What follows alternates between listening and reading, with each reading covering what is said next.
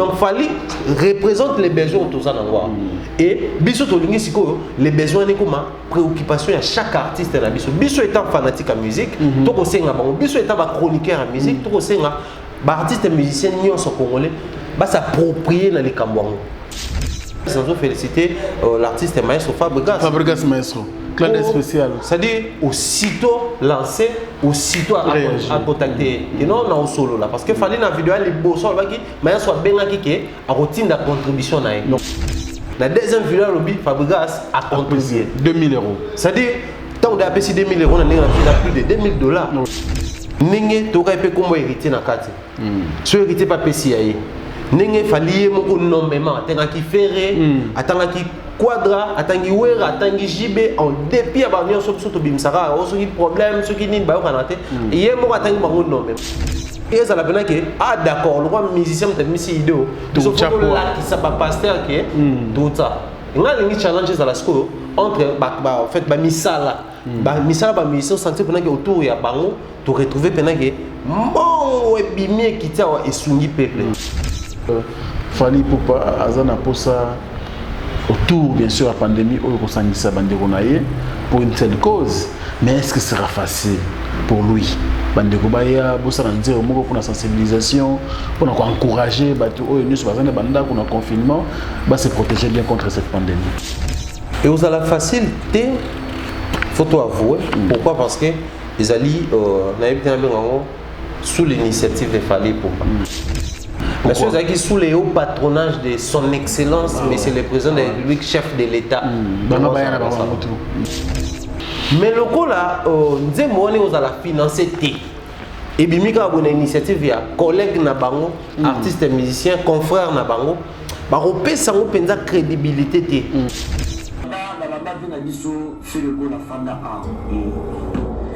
Et tomber peut-être bien de l'émission. Nalanda pina fandi a otonyo ebi obino mundi bwa kima na plateau de ba ebi ngate obino mundi oyo na minute na oloba na plateau na biso poto na YouTube na ba millions de vues qu'on les carré. Maloba Robino mundi les gars à faire je ne sais pas comment l'artiste va apprécier ou son bureau, son entourage, comment ils vont trouver les propos. Moi je personnellement avant dans le balcon à Motoculture dans mon écran trop direct. Les journalistes, les chroniqueurs ont exposé Robinho, sachant que zone wana soit éviter qu'il y ait Robinho est poliment et on les canons donc en partie je responsabilise beaucoup plus les journalistes PM que Robinho. Bana King, Bana Dar es Salaam, Bana Poto, Bana Mokil Mobimba, Site Afe Moko, Afrique Info avec Franck Stemai, Yandankala, Twende. X-Bass Marandura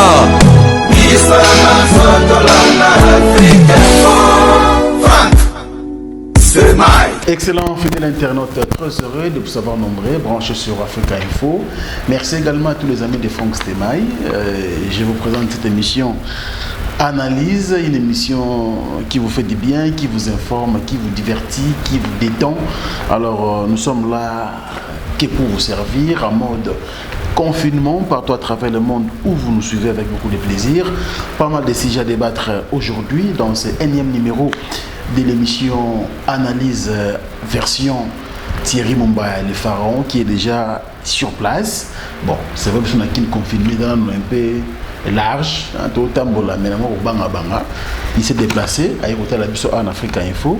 Depuis mon arrivée, donc je pense que ça serait un réel plaisir. Thierry Mumba, bonjour. Bonjour Franck Stemai et je dirais bon retour au pays. Merci. On ne sait plus faire des accolades vu le coronavirus. Mais toi quand même très heureux aux annonces nouveau avec Kinshasa et bien des bonnes choses à venir au Baola Ngabiso qui met dans ma bota, plus de prudence. En tout cas, Tobi Maso Penze ça les Kambamalo, ceux là les Kambamo to s'en passer nango. Tobi Maté to va nanda ko to continuer ko bonde là, to veiller pe na ba instruction sur OMS là au Pesabiso. Je pense que nous sur les Kanamalam. Nous sur les Kanamalam pour tirer mon bateau qui va moquer les déjà touché. C'est l'homme information de la OMS, beaucoup plus de l'Italie d'abord.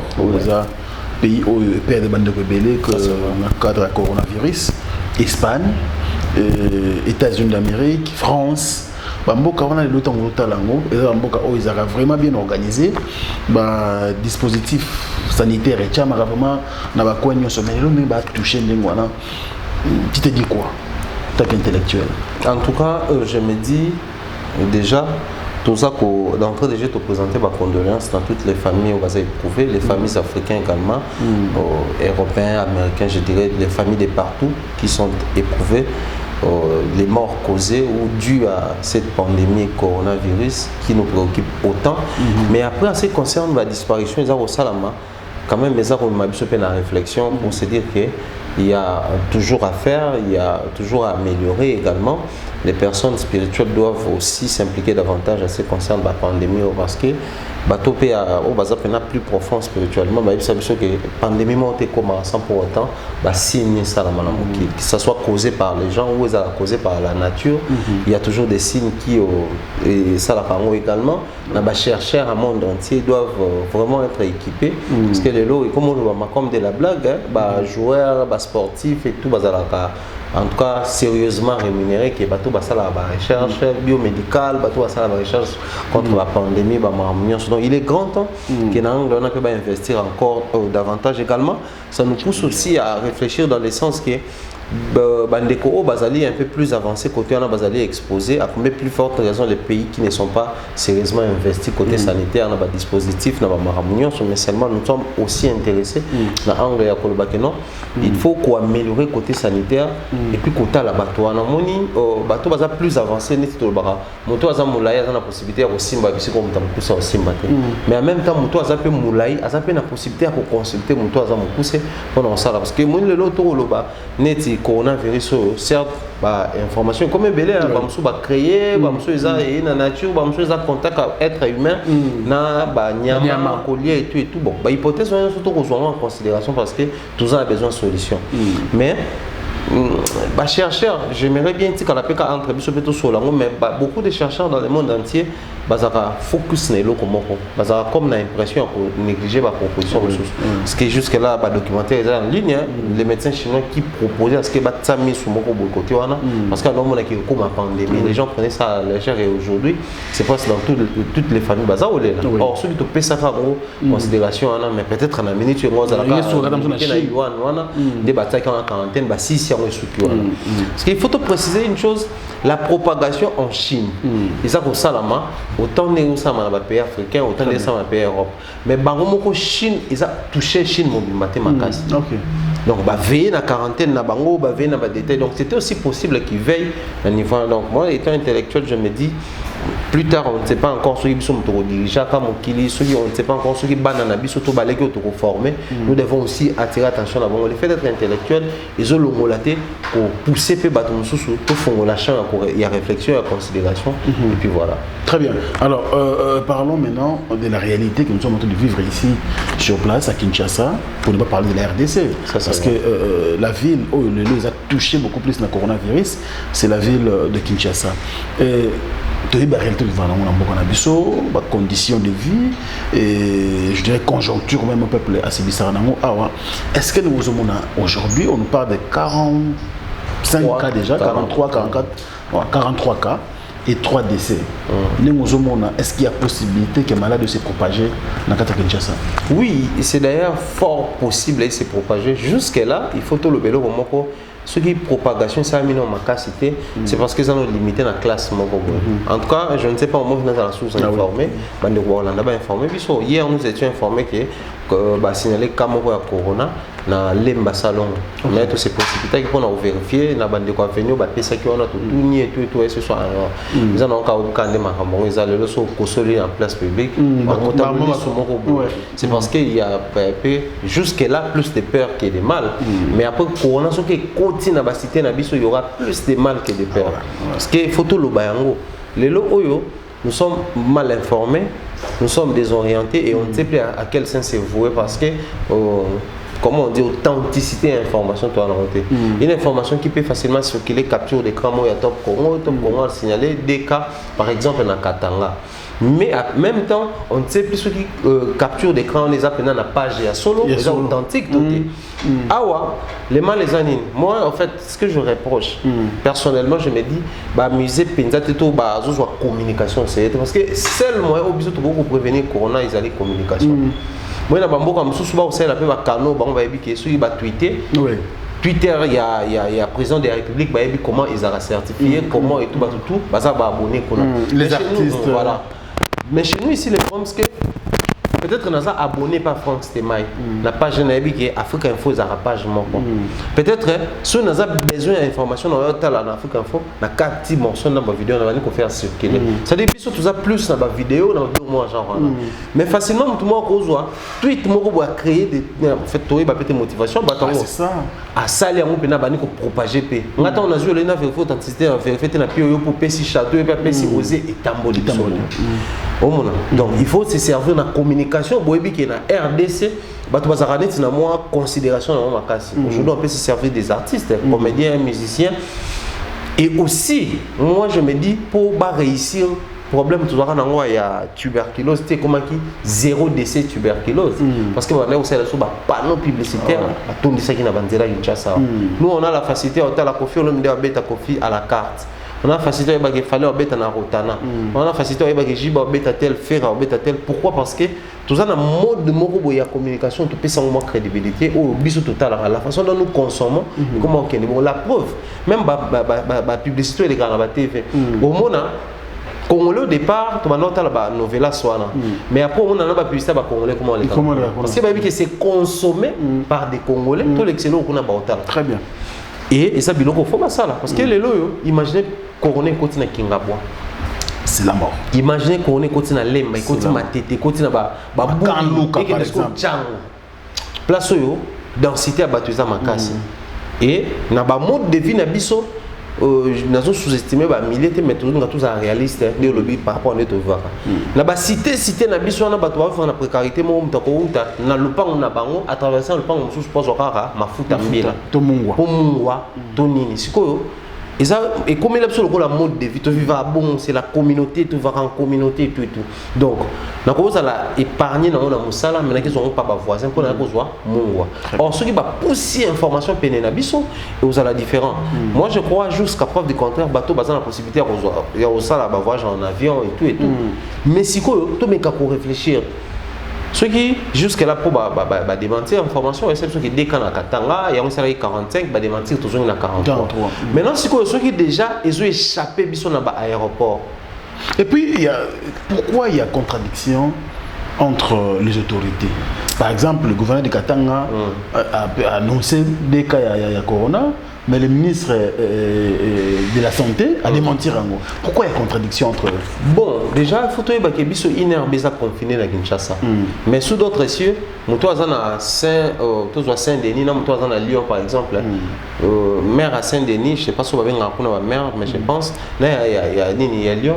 Par contre, il y a un service sur la biomédical, les alliés, les Hollandais, ils ont vérifié, ils ont renvoyé l'information. Et puis nous allons bien équipés, tout ça. C'est-à-dire, mais chez nous ici, ceux qui déjà pour mes à niveau, même des taux dans la banque, pourquoi tu as la banque, on a la pharmacie de la ville, pourquoi tu as tout prélever la température. Mais bon, ça a test à corona. C'est ça. Si on va prélever la température, on a les couleurs 40 degrés Celsius, n'est pas au joyau, mais mieux on a une heure. Ça teste. Si quoi, biso to ebi keza na bato mususu, je prends un exemple, ma fille, ma nièce Trina Joyce, asala la biso ba fièvre moko ya likolo momone azali normal. Si bo mona ka pas piquer crise. Naturellement l'hôpital ba biso que non, bato bon ba la à cause de la fièvre, système immuno na ebundisa karo. Lié po boy ba fo bo mona ça comme koma mou. Pas arriver, so mona comme mou bolandela déjà pour prélever fièvre. Et ça éveille à parents basalango mais ba tuna biso quoi service so besoin pour prélever na 40. Automatiquement pour faire circuler l'information parce que la police il y a peut-être ça la bon. Pourquoi? Parce que le gouvernement central a lancé qui moi alerte dans la province qui non vous allez alerter pour l'en détail. Un exemple typique dans le service aéroport, tu as les cabisso surtout la force publique à toi na Kasafubu.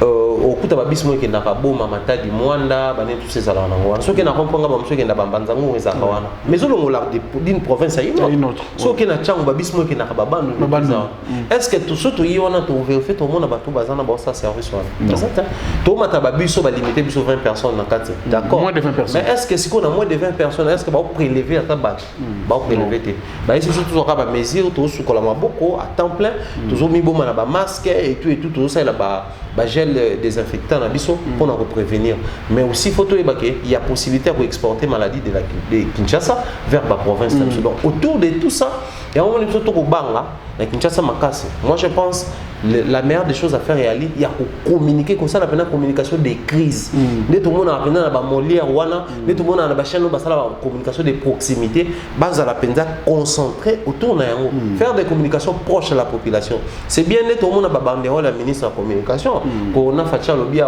tout et tout mais après on ne fasse pas passer la communication comme une comédie. Je pense que ce comédie ça nous a bien. Mais au moment est-ce qu'ils ont réussi à réunir autour et à thème nous nous débrouillons peut-être sur l'internet. Aujourd'hui, un cas je vais en tout cas soulever spécialement pour nous. Forcément, il faut tous se mettre d'accord que internet c'est le mission na biso ba na biso et une crédibilité moko boye na population congolaise.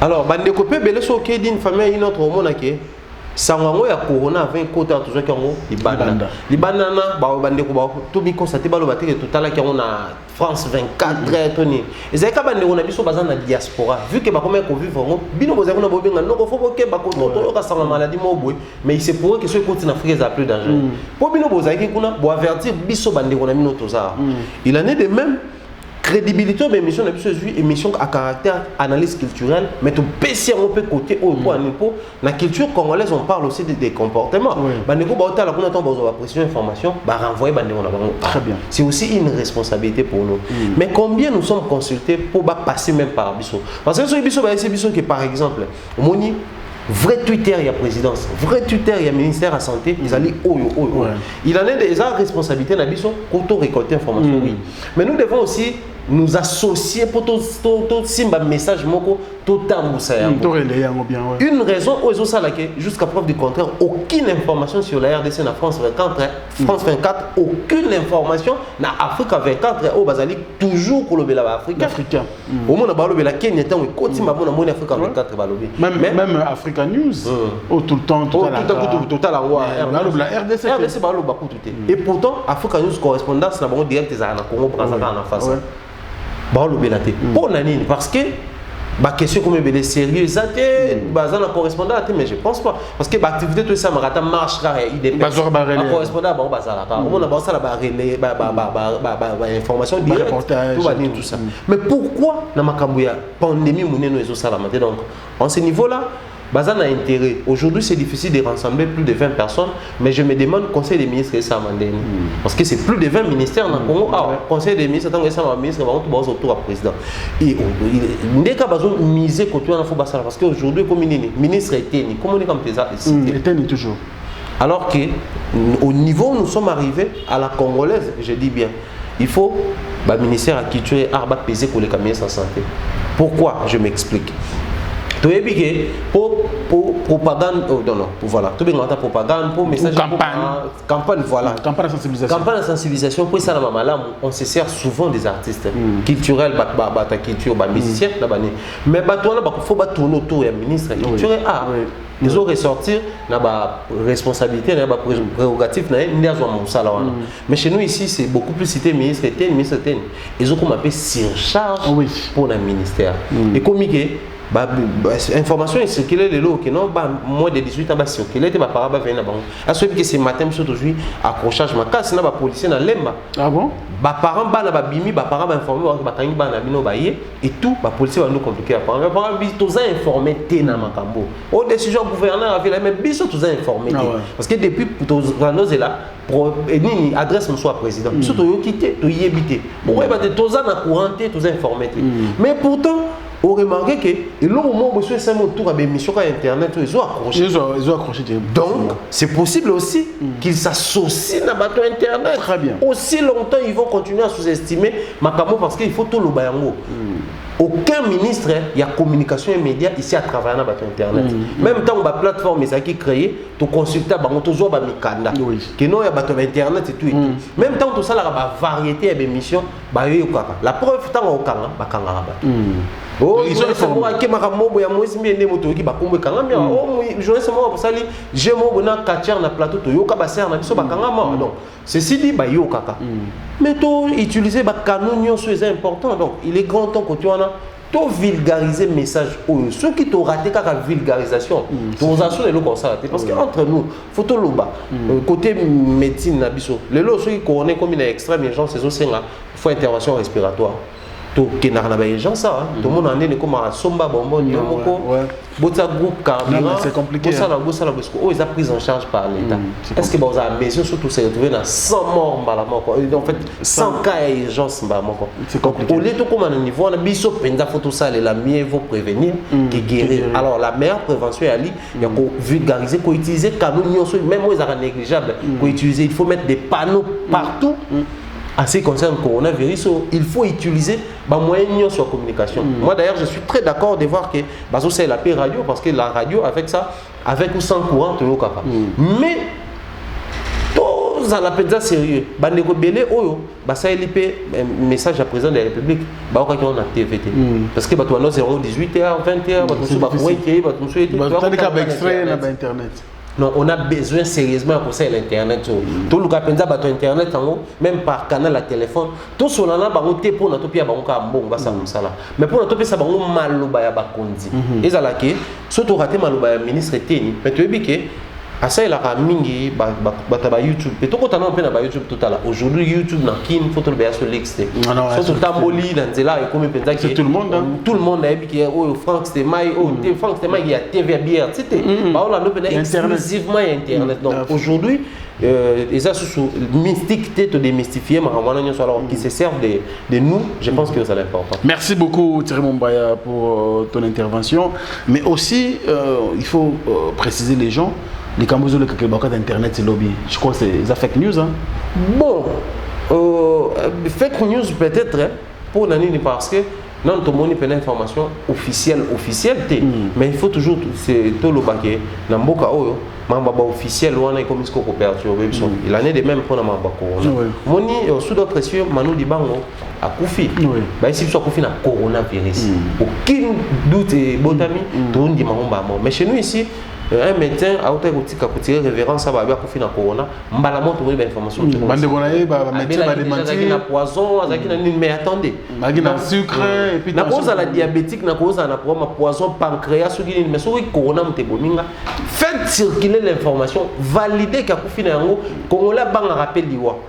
Moni le lopeton to no mona pena que parmi biso, ba komi ko kufa et ko comme ma biso na attention moko boye un peu plus soutenu que autre ko pesa lelo. Nenge moko internet c'est katana et ben nous arrêtons neni oui bien que ba internet dans 2 jours dans 3 jours fake news et tout le monde n'a pas bakati le problème c'est quoi chez nous ici là on a une information moko soyez en sûr hein ba pire ngai na otala ba internet noko so be mission za kuna kota ba internet o le panzaka mala yo bozwa obengi pe bato ya momba benga azu fuite mo net ko katana yo pe so ba plan kota déjà on ne sait jamais etambola rabon. Parce que ceux qui ministre a eu décision a eu bisem sous secrétaire na tout ça dans le jour tel pour kata secrétaire attend en zone il faut moi signaler baké ba kata moi signaler pas na ba ne connaît ba oyebi c'était comme la rabiso du coup on ne sait plus faire confiance au douter donc toser la so ba kata mais s'il faut réfléchir et vous allez prendre une décision mon ya malamu parce que la raison o biso to mo na ba kata internet to ba privé ba média mususu ya likaka koloba peut-être des informations, des orientations. Des informations, même la télé en clair, tout le monde a les belles moutons à profiter, mais des bandes passant télé quand la télé. Après, pas ballon. Or, professionnel à médias à internet, la meilleure des choses à faire en lien place au 4 parce que créé psychose na mitwa bato et romanza kobang na Kinshasa bato baza plus en psychose que l'information. Quelle information, très bien. On a ni kobang za corona o kobang bato Congo bolo to mela o jusqu'à là OK. Non mais on nga kobang. Sinda bulu kuto mati ina ba wenze. So que na ba vena biso mitwa. Non mais on mela là. Ça dit to mela kaka to sangisa nyonso o ebikisa to ebite mais to mela no elongo moko o e représente corona. Or na nyonso ezapé ba responsabilité ba ministère en tout et tout. Que non OK. Tout ça la communication de crise mo boye ba quand même comment vous les big ça va vertu na mo big ça va maladie belé mais photo ebisa ba to ke ebik ça corona. Parce que mutu soit meli Congo bolo atiki gel na désinfectant anda atiki masque aine ko bima des autres. Na bimi na ya bina na Congo bolo na ça. Donc nous devons lutter contre ça mais autrement. Moi je pense au niveau tout ça au lieu de quatre les alors tout na défense mais tout ça est le système il y a tout ça la kung fu meilleure défense c'est la attaque biso tout remplir tout saturer quand internet na ba vraie information utilisant bateau bazo ça internet wana bateau bazo évrer internet comme ça là yo au PC fausse information biso tous un groupe WhatsApp créé par les ministères où kuna na kati et information kaka ya vraiment te circuler là chaque fois tu dis fausse information tu y dans un groupe administrateur azana pena agent ministère de santé a opé cette information inerbé a obtenir kaka na professionnalisme mais information ba lingi ba gérer entre bango et tikali kuna mais o ba lingi et tout diffuser ba tie biso na groupe na ba pesa biso wana je pense que ils ont toqué na défense c'est à dire bango temps ba beta di confia fausse information biso peut te beti di confia information malam que bokati tant bokati wana faut toujours se dire que tant bakata wana ba to ko utiliser ba moyen oui ba SMS ya ali ba SMS ya ko ya ka bena alerte des points après ça moyen na c'est to bandoza ngasko moyen que ko lukata page ya ministre ou biso to ça l'effort wana et vous allez passer parce que les lois comment qui sont bakata wa to kenda Congo par exemple ba frontière za okanga na ba Congo donc là ikoto ba o créer biso pour nous en tout cas décision là ils doivent réfléchir ministre a aidé biso ministre pétentique je pense qu'il faut ceux qui ils andeng wana mais ce qui passe Mali en tout cas on est na côté à côté wana et aider peuple ce bokati ngo tout de suite ils allaient foncer biso et exposer biso na corona ngo bien parce que tout le retour m'a dit banda parce que information et quand beaucoup plus sur internet dans la smartphone na biso. Et en tout cas, essayez un peu de revoir votre... Si c'est le cas, bien sûr, essayez de revoir votre décision. Alors, Thierry Mombaya, tout à l'heure, on trouve l'artiste. Il faut consulter, il faut de leur manière passer un message. Ça, c'est vrai. Mais le message est que le ministère de la Santé a diffusé dans le ministère de la Culture des Arts, et puis le ministère de la Culture des Arts, et puis c'est l'artiste pour qu'il va mettre un peu pour sensibiliser le peuple. Alors, par rapport à cela, on a une question pour nous. Idée ou initiative aux artistes de l'État Fali pour pas jouer. Il y a un bac en tant que journaliste. En tant que journaliste, c'est un artiste conscient. Ouais, il dit bato bako kufa na corona na eza ba fan na eza ba mélomane ya musique bato bako kufa na eza peut-être ba ndeko na ye eza peut-être bato ba sepelaka na musala na ye alors ezo na responsabilité na ye pe abunda pe pona likambo ngo maintenant les problèmes ko se poser na niveau na biso za la sikoyo que moni faut eza propreté certaines choses dire à la télé mais au moins ma banque moi ezalaka lié na secteur moko eza structuré eza na science na carte ezo senga ba détail ba précision il faudrait un spécialiste à domaine wana apporter pe touche na ye OK au moni balobaka soko koti zamba soko lingo bunga te landa sentier banzela moko okuta wana au mona ke zamba matiti mais place wana neti makolo eleka ki wana faut landa yango muto asala sentier wana sa nyati basende sa nyati milangi sa nyati mamutu mais lokola baleki wana etiki ba trace sikoyo problème eza so zamba ezozika balanda nzela banyama baokima mpo bakonde bayebi zamba bayebi ke awa ezaka na ravin awa ezaka boye mpo balekaka wana souvent les artistes au bazo sala ba benga ngoza ba sala œuvre de conscience le professionnalisme les opposés ba sala déjà na niveau na bango ba sala on bazo initiative wana ils a sans bon parce que je pense à fallait bien sur idée wana mais à comprendre que vu les poids na gravité makamba à ça on remonter donc c'est nga penza orientation ya batutu surtout tout on est sur le plan culturel lorsqu'il propose une chanson Aja conscient au moins ngi ba kombo tokena na finance ya finance alors na ndenge neti ya financement surtout bito réfléchir na sens wana non seulement étant individu, j'ai aimé parce que a impliqué peu fondation na okay. Parce que la fondation na bango ba évora na milieu wana. Très bien. Et ça penza responsabilité na bango. Les lots artistes ba na ba priorité, ba na ba problème financier. Tout quand ça te ka biso moto na ba problème financier ce petit peuple. Même les artistes, même les personnes publiques que nous sommes, nous il y a des moments où on fait face à ba problème financier comme être humain normal parce que ba besoin ils appellent différents. Oui. Mais étant une personne publique, il faut toujours se dire que quand on a besoin de apport, on a besoin d'apport. Parce que dans le langage de l'artiste musicien, surtout il y a des africains, des congolais, bino ne bosala, biso tozala. C'est-à-dire bino ne ba konzina biso. Et ça na peuple mokoti azakana ki meso mo konzina na problème. Parce que le problème à mon kondi est affecté na peuple. Donc du coup il y a un moment même batalo samo balwa photo bonne de la peau na ba konzina biso. Parce que so bango baza bien biso peut tout sécuriser. Parce qu'un artiste musicien qui prend conscience que mon continent peut placer exposé, il faut en tout cas impérativement ça quelque chose. Du coup, moi je félicite l'initiative, mais pour la chose d'aller nabatu ba profali. Nous devons lancer un message tout ça là tout personnaliser le côté. Et qu'on appelle défiter. Comment initiative au sentir des kings, même les fanatiques, ils doivent enlever ça de leur tête. Que non, on est des kings et donc des fois les Mobutu, tout ça donc des fois parce que ceux qui ont sens wana ainga kaka engagé fondation fallait pour pas fif na wana bati ba mongo ba benga partenaire bati ba mongo ba sali wana to ngato benga on défi bon d'accord fondation musuzu za néo fondation Michel Bakenda bino pe bosala fondation musuzu za néo fondation Songini bino pe fondation Serge Baka bino pe bosala peut-être to ngato sala bon mais lorsque alobi étant fondation Kosala mais étant artiste asengi na ba ndekone ba artiste ba master na ye ba connaissance na ye na ba fanatique na ba tout toutes les personnes à bonne foi, on peut pas ça. Du coup, il faut ils allaient logo à battre mais en même temps, peine à battre parce qu'il faut tout le baba musicien na biso bazar na mbo.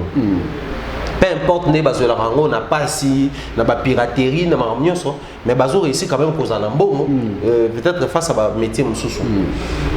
Ba fanatique pe ba musicien mususu pas ça la barrière té. Que genre awale lo na bango to yebi ba musicien comme les sopayo. Alors le bon émission mo benga na pesa ba boule sera corona et puis nous on a yo pe lancer que lo mususu que la kinoserie ça la faut donc faut lutter contre kinoserie. Moi d'ailleurs je félicite en tout cas du haut et à falaise je féliciter l'artiste Maestro Fabregas Maestro clan spécial c'est-à-dire aussitôt lancé aussitôt à contacter et non on solo là parce que fallait na vidéo les beaux sur baki Maestro benga ki ke a routine de contribution na donc c'est que ba benga na ki ba solo là ki na deuxième vidéo lobby Fabregas a contribué 2000 €. C'est-à-dire tant on a payé 2000 € on a plus de $2000 oui au monde siko ninge to ka pe kombo héritier na kati so héritier pas pesi yaye ninge falié moko nommément atanga ki ferré atanga ki quadra atangi wera atangi jibe en dépit ba nyo so to bimsara o so ki problème so ki nini ba kanate yé moko atangi bango nommément non alaxi que si seulement si la glace existait ngamoko mutu na briser glace na yé vers bino baba ka mutu ya ka faire battre mtaza dans les besoins donc fallait représente les besoins tout ça na ngwa et biso to lingi siko les besoins ni kuma préoccupation à chaque artiste na biso étant fanatique à musique to ko senga bango biso étant ba chroniqueur à musique to ko senga ba artiste musicien nyonso congolais ba s'approprier na les kambwango c'est-à-dire ça la peine que ah d'accord le roi musicien de misi idéo tout ça qui ça ba pasteur qui tout ça nga lingi challenges à la school entre en fait ba misala ba musicien sentir pendant que autour ya bango to retrouver pendant que bon ebimie qui tia et sungi peuple et autour ya bandeko na biso pe ba bundaka butu mo parce que aujourd'hui certains de nos amis prétendent dire qu'il y a un gouvernement qui chapeau. Non, mais entre nous, soit dit, l'Italie a besoin de bon côté parce que le gouvernement a un ministère de la santé doit assurer que bien qu'il va beaucoup faire. Mais il faut stabiliser. Mais tout le monde a besoin de cap. Après 100 000 euros. Donc, et nous, le bâtiment que Mbokao est stable et donc bénévole. Tu as ça, tu as ça, toujours au joueur, toujours au Mexique, dans le pays tout, au gouvernement peut faire mais au moins que la personne publique, la pesa. Dans la fondation, il y a un toi à taille la membre IBM comme on est aux zones. à PCP. Mais États-Unis, bah, on a besoin de bloc, mais ce n'est pas PCP, ça besoin parce que dans la période de la pandémie. Oui. Du coup, nous aussi, étant des structures, étant des fondations, étant des organisations, on est censé emboîter les pas. Ce qui est ce que si tu as la rango pour toujours y baquer, malongé zati. Parce que si on malongé zaki, mais tu tika ko bunda. Si tu as bunda parce que malongé zati, donc on a vraiment tout intérêt de faire quelque chose. J'ai aimé également M. Jean-Marc Kabunda. Voilà, bongo, nakati il y a plateforme à la Muka. Il n'a pas lancé l'initiative 520 gigas. 520 gigas, voilà. A lancé d'ailleurs on a FCP bon anniversaire parce qu'ils ont anniversaire naïe. Ah ouais. Donc bon anniversaire naïe, félicitations pour l'initiative au monde. Et qui ne peut pas homme politique. Que biso na compte la muka to kelo moko bato IDPS batala te que biso na la muka to la guerre. À l'instant nous parlons toujours le peuple congolais, donc to se déshabiller na ba obédience politique, to se déshabiller na obédience spirituelle, na ba couleur na biso ba tendance na biso, mettons-nous ensemble pour la bouter dehors pandémie tant soit pe na ba moyens to utiliser de toujours ka ba nekolo ka ba Moïse Katumbi azotindi na biso ba semoul ba tindi ba bloc kolia azotindi ba masque et également à commander ba gel désinfectant pour la population dans la grande ville. Très très important. Et ça important, nous devons encourager les gens à emboîter les pas parce que toujours à la conscience de la situation. Parce que ceux qui ont le mot de qui a un qui est en dada, c'est pas tout ça mission. Mais si toujours c'est la mission parce que nous avons conscience, il y a makamuto tambola ba matete na biso ba lemba ba bandal bani to yebu et les kanaka. Nous autres tous ba chance au Kenepe ba Lubumbashi bani to yebi neni nizara na mboka, on a intérêt il y a qu'on se soutenir, on se serrer les coudes. Très bien. Alors parlons maintenant de la chanson. Est-ce que Fally Ipupa Azana Posa autour bien sûr de la pandémie pour une telle cause, mais est-ce que ce sera facile pour lui? Bandeko Baya, pour la sensibilisation, pour encourager le confinement, se protéger bien contre cette pandémie. Et vous avez la facilité, il faut avouer. Pourquoi? Parce que les alliés sous l'initiative de Fally Ipupa. Monsieur Zaki, sous le haut patronage de son excellence, monsieur le président de la République, chef de l'État. Parce que si tu as franc-congolais, maman, on a une guerre d'espèces, alors on a dit qu'on a des fautes. Même si tu as un vocal au moins, on a dit Oyo. On a Kanda pour prouver Okuna. Et Kanda, on est allé quitter pour nous dire que Toyo Kanarate, mais tu y es ensemble quand tu as poto zumbo en présidence. Si tu as joué à musée Yembama, tu as bazalana et belé tu es maire ou na maire ou ba Kanarate, mais tu vas dire oh. Parce que va financer mais le coup là nous on a financer et bimika a une initiative via collègues na bango artistes et musiciens confrères na bango ba repé sango penza crédibilité or souci na biso ezali que les artistes et musiciens nous prouvent le contraire, qu'ils prouvent à la face du monde que au-delà de tout ce que boye bara le coup là artistes et musiciens congolais ba yo kana raté bazala na bango inconscient bazala toujours ils courent toujours derrière l'argent et tout ba matérialiste et tout faire face dans le monde entier que la voix des artistes peuvent se faire entendre ou les voix des artistes peuvent se faire entendre, ceux qui ont conscience face à la grave. Que tout comme la mission est mais ceux qui ont la santé à Batou, tu es conscient, parce que noir c'est blanc même si les combattants pour sanctionner. Pour que les voix influentes, la voix sur Congo. Aujourd'hui, un ministre qui passe à la télé pour nous dire que tu signalé le premier cas, ah, on a copa là, on a banni tout ça, ministre, et tout ça dit, tu décrédibiliser la politique en Moka. Mais ce qui est ça, il y a ça, les comédies, qui na TV, est-ce que pour toi, ça bien? Est-ce que OCC veut faire qualité pour toi? Bana ba homo senga mama la bango pour toi. Ce qui musicien ça publicité moto veut fait est-ce que 4G ou malobela sur un réseau X to Y que ça la solo par rapport à net au voyage tout le monde a 3G ba tout sur l'équipe vitesse que les cabiso to ya ka maman na ba sim to pesi ba pie biso ya 4G. C'est-à-dire on a octroyé une certaine confiance na batoara. Du coup, voix na bango ça voix et qu'on paye sa crédit. La preuve fonctionnement jusqu'à preuve du contrat tout le bawa aucun média international ba ko lobela mambo ko. Pour nani.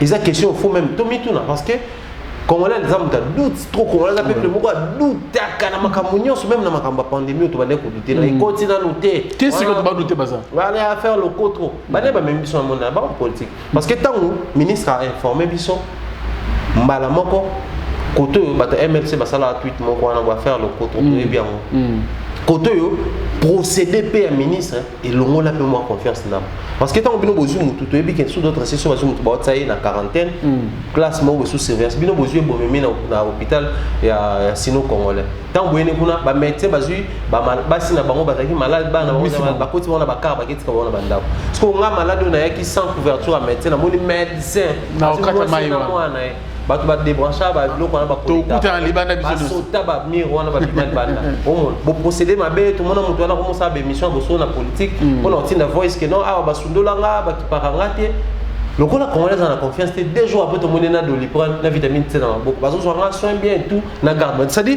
procéder pesa mabe mais au monde que pas ba mission so ba lobi que ba souffrir na piraterie to ndimela ba so ba lobi que ndé tout ça boye Congo ba soutenir biso te to ndimela ba. Du coup, il faut pas se servir dans la barre. Mais les problèmes, ils allaient penser facilité pour ils sont sous le patronage. Soit ils sont sous le patronage de X ou de Y. Mais espérons, alors voyons voir en Kenya. Et ça fort possible. Donc, on là quand on répondre présent, déjà, il faut que ça facile peut-être sur le plan faisabilité. Ça vous appartient, confie le midi peut-être. Faisabilité, on a par rapport à la condition bon ça il fallait en France la Fabregas, mais ça confiné. Je ne sais pas si comment côté. Ah on Kinshasa, beaucoup de nos studios peuvent akati misala. On a ko boya troupement battu tout battement ingénieur peu ming ba banga po et puis que mission belé ba oti poto ah so ba ka ozana corona na ngote na ngote na bazo informer biso ka bato ba tester ba négatif bato ba tester ba positif bazo mo na te siko tozo ba te traçage au ça mais c'est malheureux et ça compliqué sur base de faisabilité mais total là moi je crois que ça peut possible ba mission peut pas répondre peut seulement répondre pas tant à défi peut faire pas le bon défi ba Mbappé ce peut où est pas bien ça on peut un défi malgré ce X aux ala on a JB pas bien ça on a défi malgré son ligne le roi petit pas bengi pe ba kombo ba vie mais ben ce que pour moi comme appel ba mission souper comment a benga ki wera na téléphone nga kelo baka na TV tous à la peine réaliste to bindo da ko l'état mbola donc wera ndé benga na téléphone ngande kelo baka na TV ka bayo kaka ko masko ba fan na peine on soit bengité tout na yate. Or, il faut tous appeler réaliste. Ceux qui payent peut-être, au moins pour bosser dans le X ou bengi Y. Ah oui. Donc, on a minute, ceux qui payent appellent les kilos par canal à monde. Qui a tata. Oui, que mon tournoi a belé le mon beau salon et ça l'a bien beau salon. Ceux qui sont fanatiques peuvent battre pression. Que non leader n'a pas tout dans la salle. Ceux qui ont conscience na yopé. Hôtel ipobi ah ils a pandémie mondiale na vai na moi batiken déjà na studio ba ça da banzembo na moni Julio ça la nzembo na moni batubele ba ça banzembo c'est-à-dire ça nous là qui s'appelle et le Congo et puis ba artistes musiciens ils ont tout intérêt à s'impliquer parce que surtout nous les Africains nous avons perdu un grand artiste au moment où il a causé na makambo Manu Dibango triste et Manu Dibango pour nous les Congolais il est pour beaucoup parce que faut trouver ba na saxo na yoana ndeto yoka na ba histoire qui ba pompolo wai ba après na pe auprès à Manu Dibango et puis Manu Dibango a BTP a na orchestre congolais na ba suka même surtout qui nze Croix Rouge à ranson o ba yemba pour na ba réalité a ba OMS ba UNICEF na ba Croix Rouge Manu Dibango a porta donc nous on a intérêt même la mémoire il y a grand wana tout ça là, quelque chose est aussi important. Très bien. Merci beaucoup Thierry Momba, les pharaons. Nous évoluons bien sûr avec cette émission analyse d'aujourd'hui, 24 mars 2020.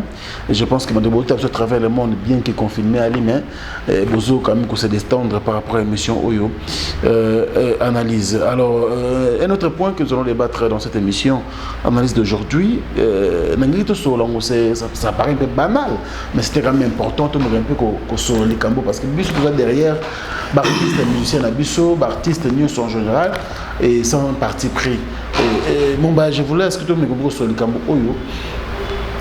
Il y a un propos il y a Robin Mundimbo ça bouger un peu la toile. Bande battre qui monsieur dimanche il y a Papi Mboma battre des émissions je crois c'est en ligne et château de début pour une illustration. Bah propos on a pour beaucoup et ça qui bango moi passé. La bande Nabiso fait le bon la femme d'art. Et tomber déjà bien les émissions. nalanda mpena fandi awa otuni oyebi Robino Mundibwa kino na plateau lobi ayebinga te Robino Mundibwa oyo na minute oyo na oloba na plateau na miso kote na YouTube nana ba millions de vues koleka ye Maloba Robino Mundibwa les gars à faire je ne sais pas comment l'artiste va apprécier ou son bureau, son entourage, comment ils vont trouver les propos. Moi personnellement avant dans le balcon à moto culture dans mon cas trop direct. Trop direct simplement parce que moni la culture on a comme l'impression d'avoir perdu l'usage il y a droit d'aînesse, âge et tout. Bien que la concurrence reste mutuelle et c'est normal, âge aussi on dans la scène, tu rebondis na Robino atasoza Kofi, tu rebondis na Robino atasoza Wera, to Fali, tu rebondis na musique et la concurrence existe parce que pas na biso pesa pa biloko ezo boma frank. Moi nazo lo ba penza lo kwa moto, avant na kota lo kwa moto culture. Et ça siko boyeke non, Weranson un grand artiste musicien congolais, il a marqué année belé a marqué tant et tout mais tolingi siko marquage ya Weranson est à l'éternel que Weranson a bêta Paris Bercy ce que Olympia tout ça son soit il y a BTP Olympia ah ouais Weranson a bêta Olympia non mais attendez entre nous Weranson avait marqué son temps il faut accepter aussi qu'il y ait des successeurs donc les successeurs on a bozo bossa qu'à l'époque lorsqu'on brandissait Weranson on vantait Weranson on parlait que de lui c'était parce qu'on a marqué temps wana très bien parce qu'on va marquer temps aussi pourquoi bolingi tout va dans le belé et malgré la bozo longo la ba icône mboka mo ba icône mais attendez icône les amoto a tiki image mais cela ne veut pas dire que le quoi ya icône bato bazo za ba leader à temps Bazala rejeté. Il y a un moment où ça la paix que ceux qui montent au lobby, tout le monde a PC à vie ça dérange. Mais s'il faut entrer à l'analyse dans le Robino, nous devons d'abord tout ça là-bas à la terre, tout mes cas pour réfléchir. Hier c'était un artiste, un musicien qui passe à la télé pour nous dire que je suis le premier Congolais à avoir vendu 50 000 exemplaires.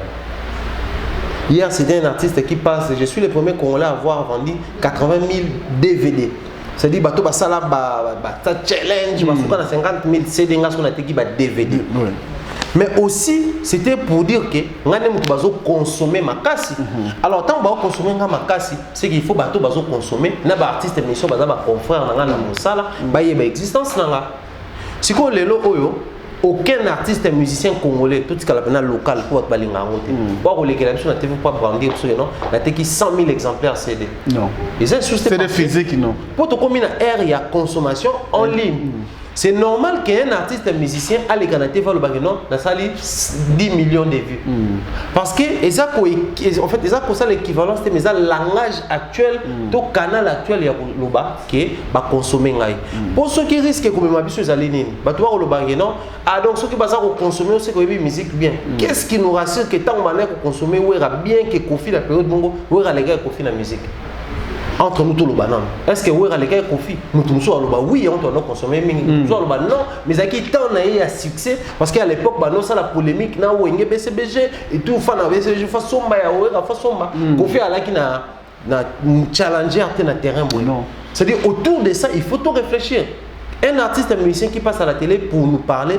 il y a nombre de vues à ce sol là nombre de personnes qui consomment pour na calapé na piraterie non salama on pourrait aussi dire que rien n'est rassuré que abimisa qui 50 000 exemplaires pour rien aussi n'est rassuré rien n'est certifié à cause après 30 000 exemplaires à l'obi bon to bisi derrière nos premiers lot na biso stock il y a 50 000 après azongi un mois na TV pour le stock est épuisé donc vous patienter maison qu'on a pour ça 50 000 à 30 000 et ça peut possible parce que les lots oyo pour la nini bato balingi plus ko brandi ba vu on a bosomba mais ba CDP véracité à la guitare preuve et ça là matériel à la guitare bien qu'il y avait une possibilité de tracer en ça le traçage mais preuve à la guitare donc ceux-là qui prétendent dire que l'artiste est musicien au bazar pour brandir non pas millions de vues na ba on a télé ba ko salaire non ba ko salaire mais ba ko la que ça batuke bozo consommer nga un artiste pose à la consommer, to réussite en Nzembo. J'aime bien. Kolobane to lobaka. On Nzembo on est vraiment succès total. Réussite en Nzembo ils allaient d'un côté technique na roto lobanana.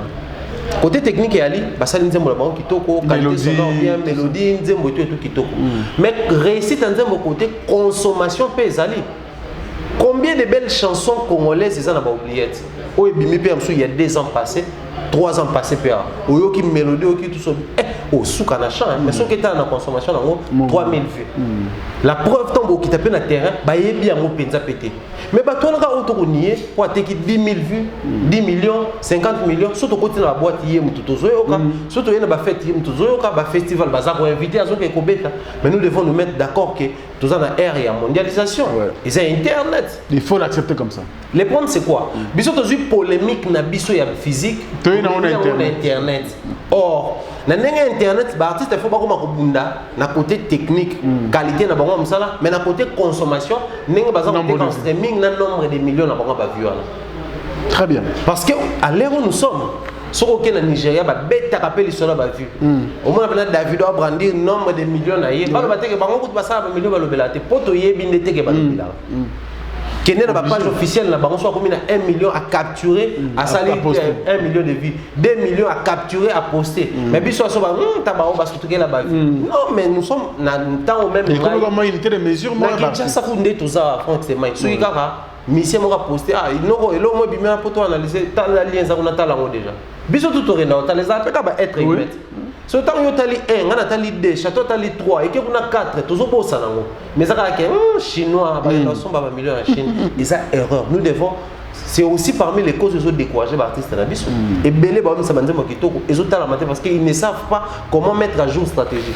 Robin Olelo, il est parti de quelque part pour toujours minimiser Abima ou Engena vocalement, Marca Tante, Ayebo et tout ça. Mais il faut tout se dire qu'il est aussi bien entouré. Il y a un bâton bazar au Bunda.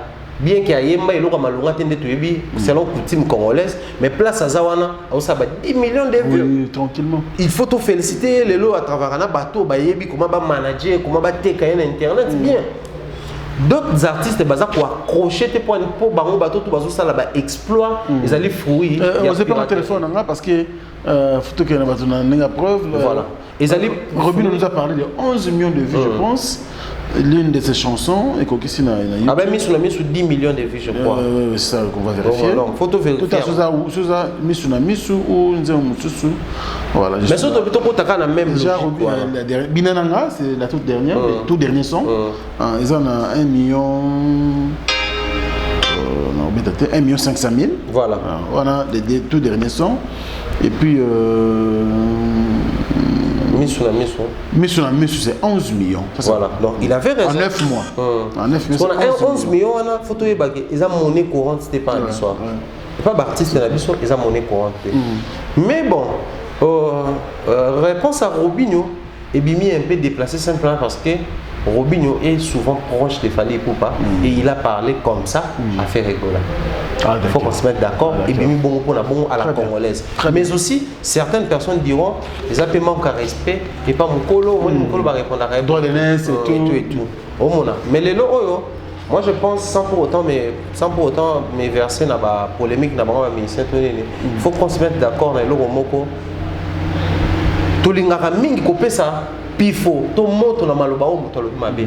Moto père ça la attribuera même na maloba. Mais nazo blanchir Robinho. Mais tant waza ko loba a exigé qu'il bati qu'il a pétant s'expliquer à lobby. Quand on a même émission, on a même kito, autour n'a pas grand frère nanga, question sur là, a pas même comme que a émingate.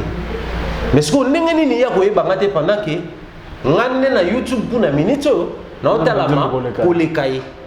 Donc normalement, il faut y avoir existence là. On doit vérifier ce que fait Rego. Ça n'a pas une chanson qui n'a pas atteint 11 millions. Je ne sais pas, mais Robin a le bel temps présent. Toi, tu peux continuer. Alors, sauf que tu as la même logique. Robin a justifié qu'on a le lobby. Pour n'aille être artiste, on est ravi à boire qui n'est pas côté capéti. Or, si on a besoin de faire des choses, pas te capé petit na bango. Est-ce que les lots plus normal aussi hein? Voilà. Est-ce que les lots n'est quoi de brandy ça a fallu partout il passe à tomber la combat petit on a peine fallu peine à inviter quoi t'as handicap t'as la raboue de king. C'est aujourd'hui Kofi Olomide qui appelle Fally Ipupa roi. King en français c'est roi. Kofi Obane ko boy à king kestera mi benga king. Mais les lots ba comme on dit ma les qui ont un sima na bango azala king na bango.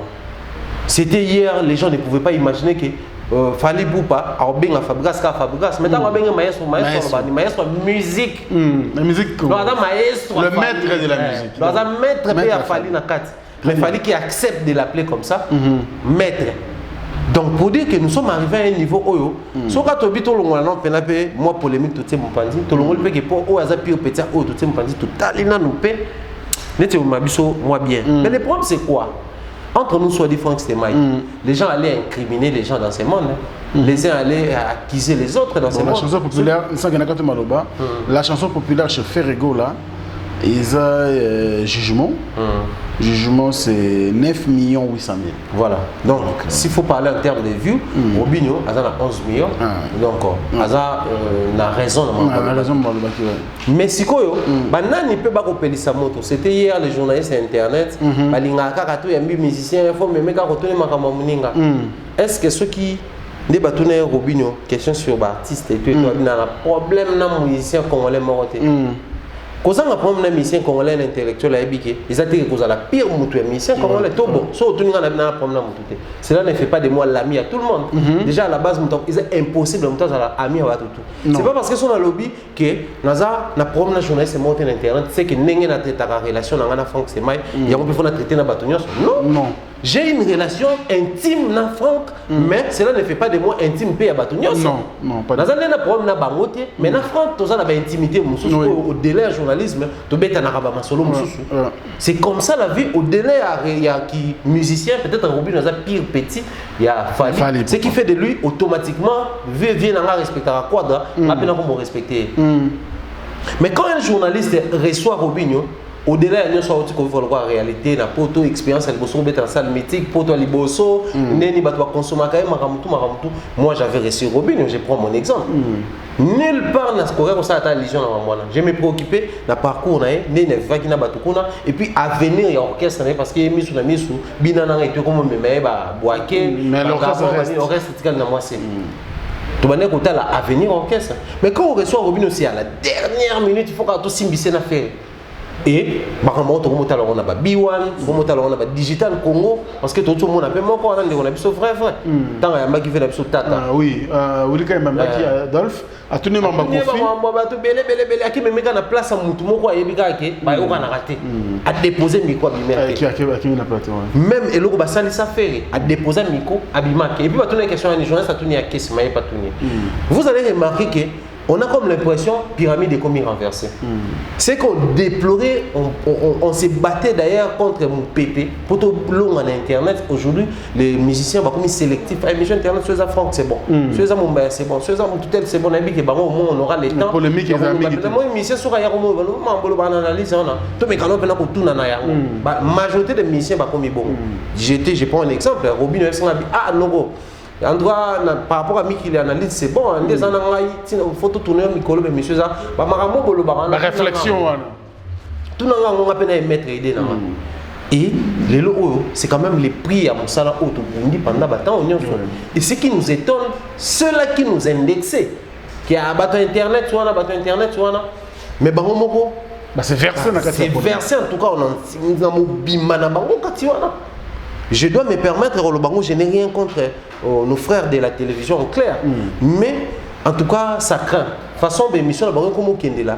Et comme ils sont aux enfants, nous avons l'émission de Bango.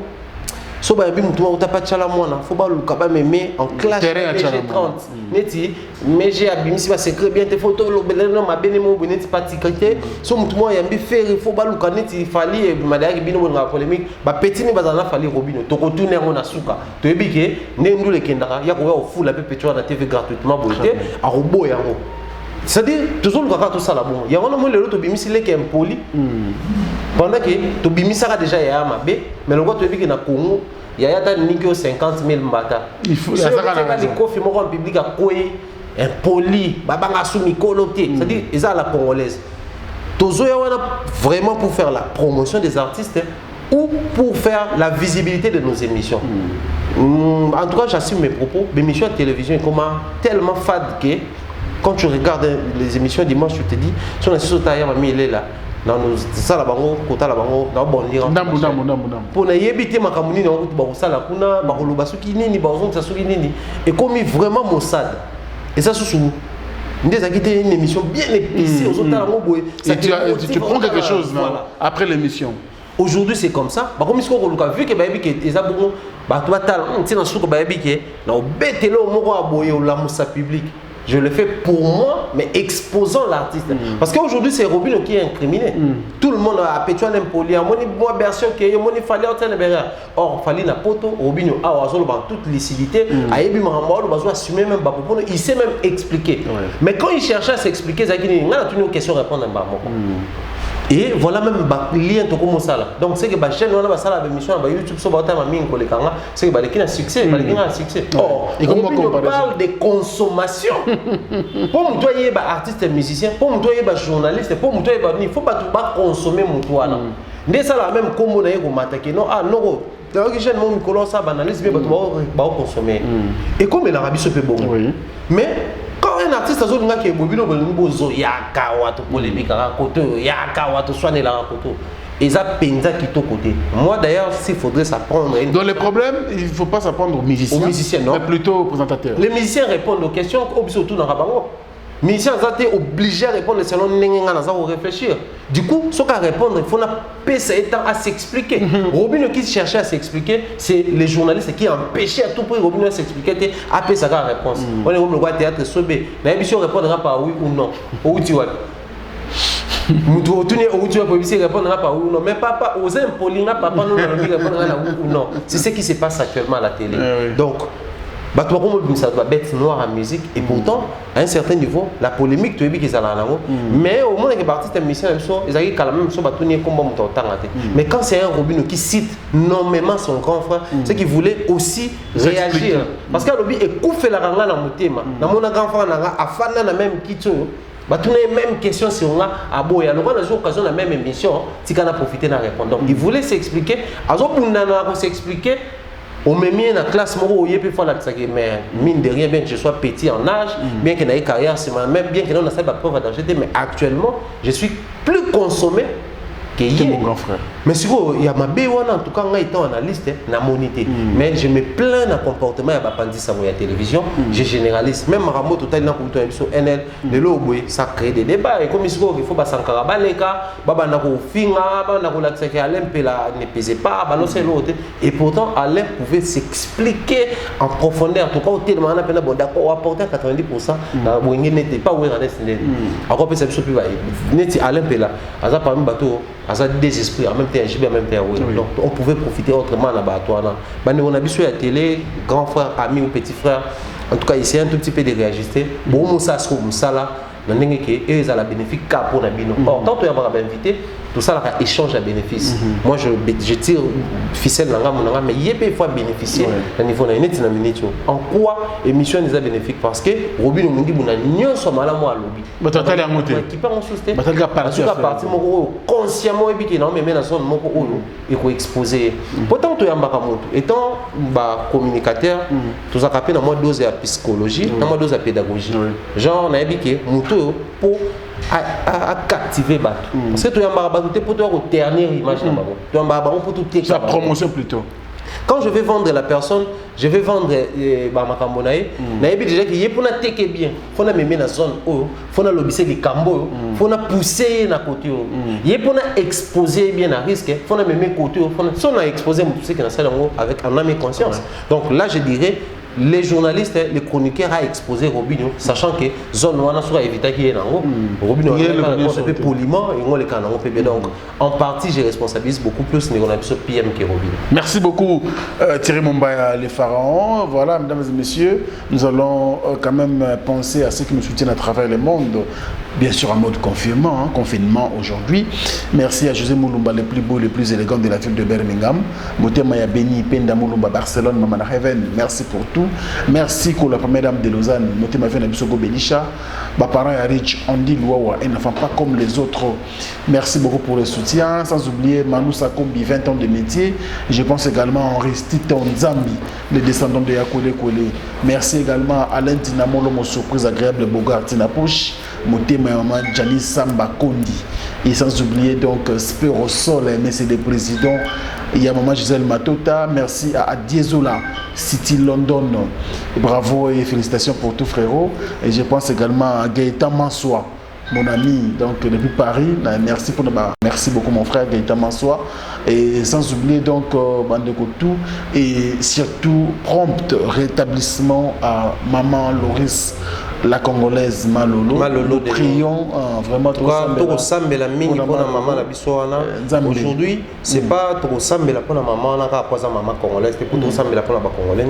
Mais nous très spécialement qui sommes dans ces milieux culturels, c'est une maman où azali mécène ya maman belé. Moni komwa misi ya maman moué tangama mingi de génération en génération à contribuer dans yamba mission na poto na ko orienter bango na ko faciliter bango même ni sous bande ko ba famille et kenda poto ils allaient les canins nzela maman wana donc bateau toujours bola maman wana bateau pe lelo tout se retrouver na culture auto ko pérenniser mais ba bola maman ne koti on a tout intérêt ya ko sala et je lance les messages en tout cas la bandeko auto ko lo n'importe quoi autour ya ko bela ya maman.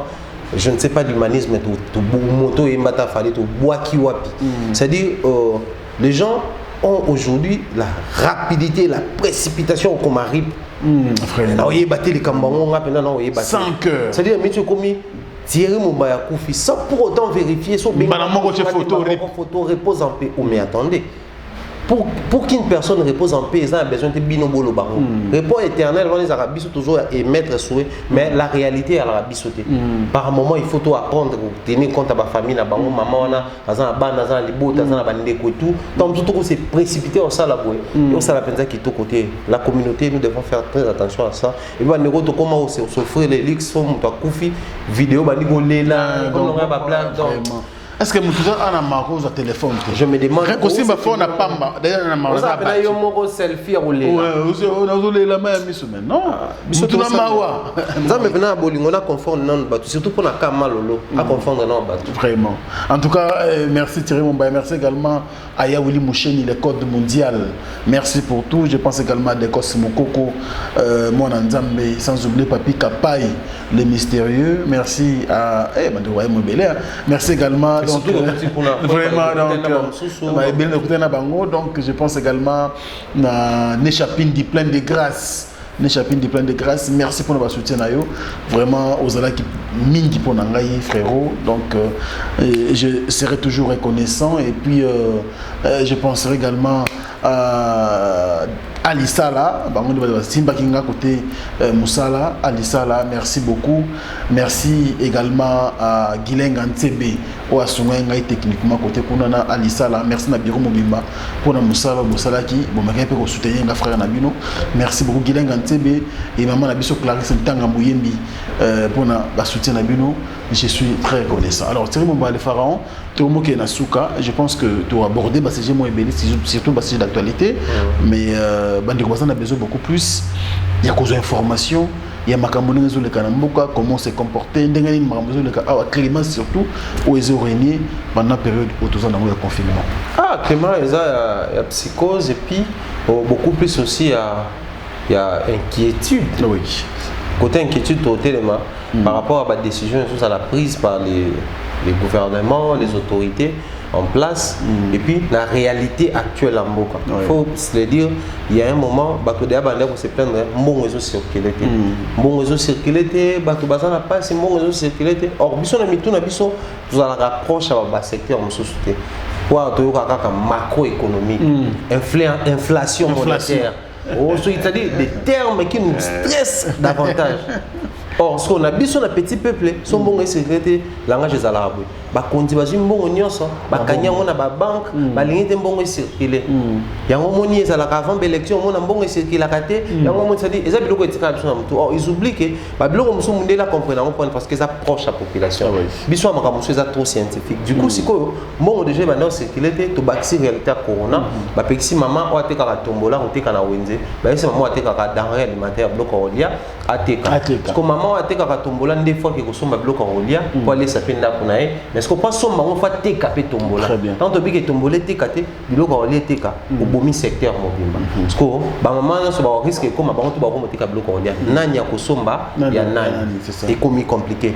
Bah bi secteur monsieur c'est ça la tête, secteur monsieur c'est ça là. OK d'accord. Mais dans le secteur où ils ont ça là on a besoin quand même ba mais entre dans secteur il y a transport, bolobi qui na ba taxi, tomata de na sima, tomata 3 tomata 2, tomata liboso. Ça c'est bien. Mais carburant changé bon sali pété en sorte que ba kolomi tout kawana ba quitte sa versement pour na ba chauffeur. Du coup chauffeur a comme kota là il y a des possibilités soit on a matza transport na ndenge na ngamoko to na commencer là ba demi terrain où l'état a péki ça. Nani ko souffrir davantage. C'est les peuples parce que mboka au petit peuple leki et belé que peuple au va avoir vie moyenne. Ça dit biso on est à la place monsieur bi que au peuple moi va au pilance au vie moyenne au petit peuple va ça quand même réparti. Mais biso à toi petit peuple et puis riche petit peuple vie moyenne classe moyenne arrêté.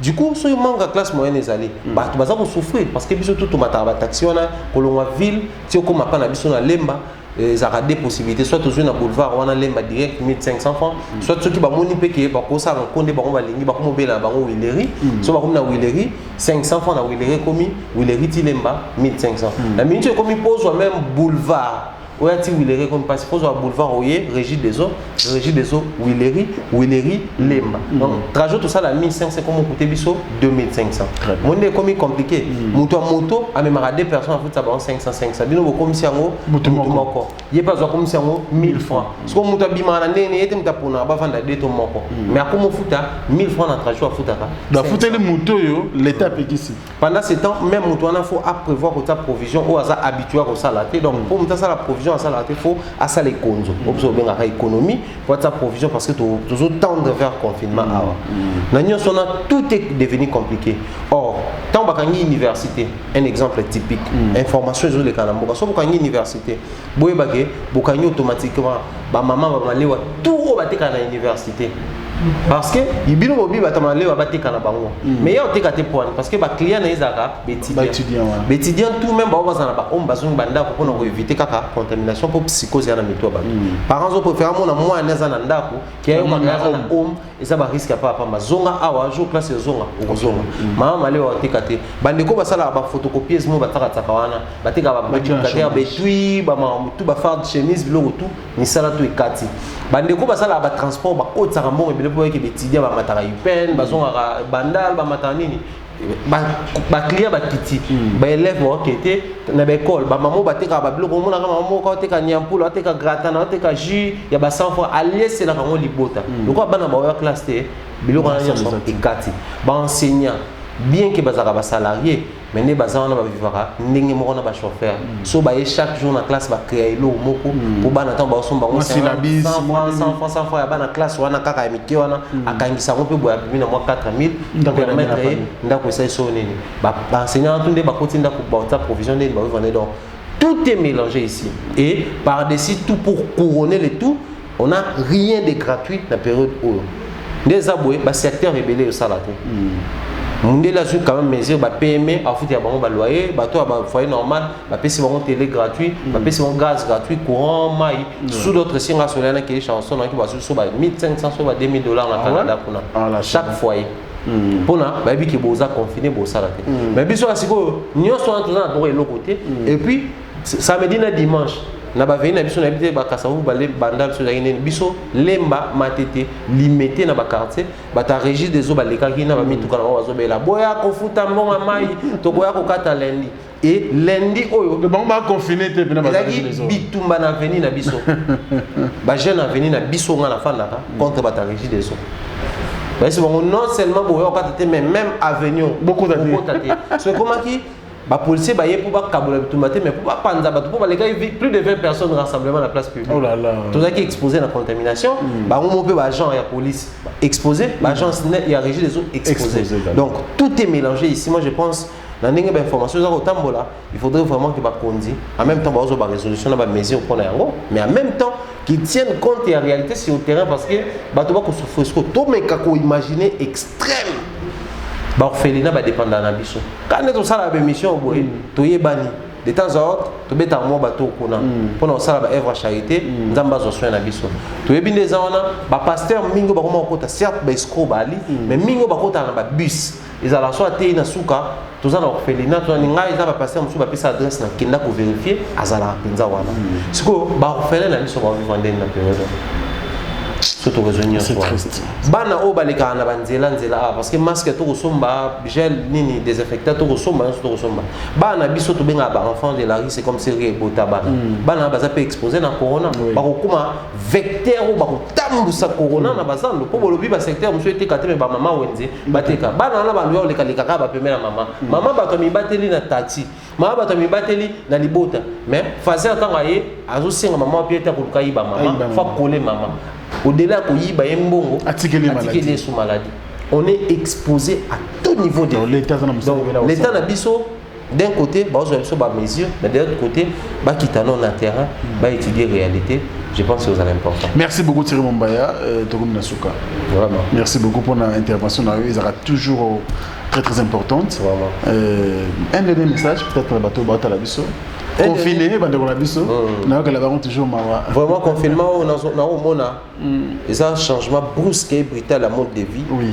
Et je pense que en tout cas au-delà de tout maman soit temps Hollande la papa te po bana ko surveiller na komeli na bengyo papa soit temps Hollande maman pour na na komeli na bengyo mais Hollande a ba moindre détail il y a des vidéos qui surveillent na bastatine même certes c'est à blague mais ça doit nous préoccuper bozaka na mode de vie mo bo message na bo travailler à temps plein parce que bokena mboka mpaya boyebi ke boza diaspora ya mboka mususu nde bokutani kuna faut botonga faut bosala mo unité de production ya on bo multiplier ba heure na au travail du coup et comment mode de vie na bino parce que changement brusque est affecté ba te belé mutumso mona ko tendu mutumso mona perdre même ba bonne manière mutumso mona même azoye baté et osuka quand parce que jusque là notre moni lueur il y a solution qui tout ça na obscurité kaka ba pesa 15 jours mais ba tout poto kaka ba c'est fort possible ba ça confinement ba jour parce que pendant tout ce temps beaucoup m'a tendu beaucoup m'a stressé en tout cas prenez bien soin de vous parce que biso ba on a mis autour sur amna Kinshasa doyebi que vous comptez beaucoup pour nous et nos familles qui sont ici vos familles qui sont ici tous après ko bonde là to ko senga bande konyoso peu importe obédience spirituelle na yo peu importe croyance na yo tous péter na ko bonde là et aussi il y a qu'on souhaiter le bonheur pour ce monde entier parce que ngana croire na loi attraction o to souhaitaka du fond de nos cœurs nzambe na lola apesa biso yango tout ça la ba attraction positivement kasi na mabonde li toujours ozo prier penza avec foi mo na za na ngote que solution zoma solution ani za ta pasteur mo ko mo bonde ya ba connaît ici là solution ani za ta ba biochimiste bazo solution ani za ta ba spécialiste ya ba virus bazo solution les plus importants pour na biso ya li solution so que zoami to ko répondre train de vie na biso normal to les li ba o batiki biso to garder bango na pensée pieuse na mitema et la vie va continuer. Merci beaucoup. Moi je pense à Maros Faliana. Voilà, confiné également. Baza confiné sérieusement donc confinement na bino to komo lo ba bon confinement na mabota na biso na mapose na mon mentor Jean-Claude Longange toute la famille ma Deborah Kamanda Kiki il y a papa Blaise Boketa bien de bonnes choses na bino bien de bonnes choses à mère Siko notre maman il y a Gobeli Chabapara Henri Janzi Louawa et bien de bonnes choses également la mère Kabichi il y a Venabiso Présent Sengu également salutations en tout cas la Karine Manessa salutations à Bernard Chamala malgré confinement nous comprendre pour Libreville babi non seulement confinement et puis bati mbamoro na couvre-feu 19h à 6h moto bimati babi corona tambola butu mais choubela romona ozo tambola donc bien de bonnes choses en tout cas là batu tout toujours souhaiter bonheur à la mabota moment où père confinement to profiter dans autrement couple me moi élégance ici là moi les petits feux qui allument les couples ici là tous après temps ce qu'on oublie maintenant tu vas laisser comme se découvrir à nouveau tu peux ça na regard à nouveau et ça la paix qui va comprendre bah te belé tu ne vraiment bien en tout cas j'ai compris que tout le monde a vu nos matérialistes bah tout bazar na Kinshasa mais tu comprends que t'es bozara ba matérialiste t'es boza ba to bolinga parce que ni tinga ikananga tout le temps ba ndiko na Kinshasa baso benga nini kuna baso ba biloko bona bo pito ba ba biloko na souci na biso andeni na comprendre peut-être que boana souci na biso bozo nga boye baso toza bien en tout cas et ça le plaisir et on s'appelle ma botte ensemble je pense que c'est la meilleure manière de passer un moment à confinement. Merci beaucoup Thierry Mombaya, je pense que semaine est bandit donc titre cette semaine tu ozonga là sous pour partager émission na analyse comme d'habitude. Merci également à Bijou Manteni Aigle na papa na biso topesi binombo de libota mobimba vous êtes toujours sage dans le confinement. Merci à l'équipe technique et rédactionnelle et Africa Info. Merci à Ozengalina derrière la caméra, Chaton Kolo à la réalisation au montage, Maïli Sadiki papa na Renedi na confinement na ndaku. Merci également au président Reagan ou à Sissoa na confinement également na Europe et M. Jacques Malanda, Steve Kambanga, Divine Mvoulou, la diva, sans oublier donc Daili Louis Zogouf, également toute la grande équipe de Bandegonioso, au Bulgarabiso, abonné, non abonné. Tu penses également à Bino Boza, toujours ça, Jessica Bozali, Biso Tozali, à Wanakinchasa, pour ça, la Moussala avec beaucoup de plaisir. D'ici là, portez-vous bien et à très bientôt. Au revoir. Bana King, Bana Dar es Salaam, Bana Poto, Bana Mokil Mobimba, Cité FM Moko, Afrique Info avec Franck Stemai, Kiandankala, Twende. X-Bass, Marandura,